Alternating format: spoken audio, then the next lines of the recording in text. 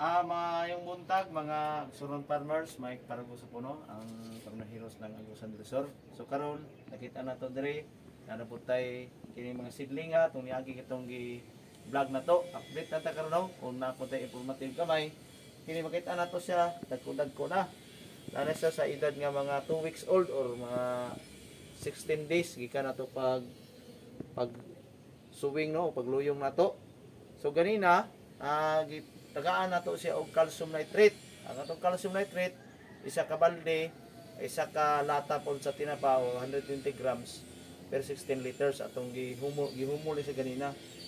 Para ready to plant na siya, mag 20 days ani niya, pwede na to i-transplant siya, ligo na siya. Muna po gitawag nato gardening. Ang pag-hardening ani, ipakita na ko sunod ninyo, video na ko noon sa pag-hardening. 2 days na to siya i-hardening para pag abot sa nag-order sa tuwan ni, ligo na siya, di na siya mapatay. Ug naanad na po siya sa klima sama sa kanang init. Nagaano to siya og calcium para kusgan siya og himsog ang ato ang tanom no.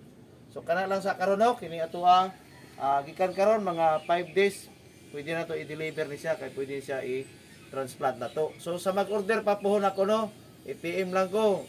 Wa tay limit og pila ka gatos o pila ka libo ang ato ang gulay, sa tanan gulay atong iluyong nato para madali o maisi lang inyong pagtanom nga dili na mo maghasol og wala mo isama ani nga mga pamaagi ani kining kanang seedling nursery, tawag nato na nursery house ya o iagi og seedling tray. So kana natong informative mga farmers no, o maayong buntag, daghang salamat, happy farming.